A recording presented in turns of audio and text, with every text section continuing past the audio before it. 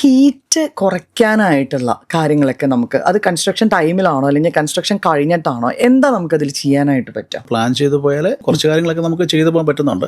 പ്രത്യേകിച്ച് സൗത്ത് സൈഡിൽ നിന്നാണ് ഒരു ഇൻറ്റൻസീവായിട്ട് ഹോട്ട് വരുന്നത്, സൗത്ത് സൈഡിൽ നിന്നാണ്. അപ്പോൾ ഈ സൗത്ത് സൈഡിൽ നമ്മൾ ഫിക്സഡ് ആയിട്ടുള്ള വലിയ വിൻഡോകളൊക്കെ ഒഴിവാക്കുക എന്നുള്ളതാണ്. പിന്നെ അവിടെ മാത്രമേ വെളിച്ചം കിട്ടാൻ സാഹചര്യം ഉള്ളെങ്കിൽ കൊടുത്തേ പറ്റത്തുള്ളൂ. അവിടെ നമ്മൾ കോട്ടന്റെ കർട്ടനുകളൊക്കെ ഉപയോഗിക്കുമ്പോൾ ഒരുപാട് ചൂടകത്തോട്ട് വരാത്ത സാഹചര്യം ഉണ്ടാവും. 10 ഫീറ്റിന് 20 ഫീറ്റിന്റെ ഒക്കെ മരങ്ങളുണ്ട്, ജനറ്റിക്കലി മോഡിഫൈഡ് ചെയ്യുന്ന മരങ്ങളാണ്. ഇത്തരം മരങ്ങളൊക്കെ ഇവിടെ നമുക്ക് വെക്കുകയൊക്കെ ആണെങ്കിലും സൗത്ത് സൈഡിൽ നിന്നുള്ള ചൂടിനെ നമുക്ക് കുറയ്ക്കാൻ പറ്റും.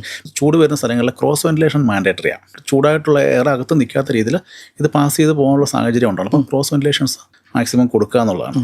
പിന്നെ അതുപോലെ ഇന്റർലോക്കിന്റെ ഉപയോഗം, ബേസിക്കലി കോൺക്രീറ്റ് ആണ് ഈ സാധനം. അപ്പോൾ ഇത് ചൂട് പിടിച്ച് വെച്ച് പുറത്ത് തള്ളുന്നൊരു സ്വഭാവത്തിനുണ്ട്. ഇടാണ്ടിരിക്കാൻ പറ്റില്ല, പക്ഷേ എന്നാലും നമുക്ക് ഒഴിവാക്കാവുന്നിടത്തോളം ഒഴിവാക്കുക. പുറത്തെ ഈ ചൂട് വീടിനകത്ത് ശരിക്കും അഫക്റ്റ് ചെയ്യുന്നുണ്ട്.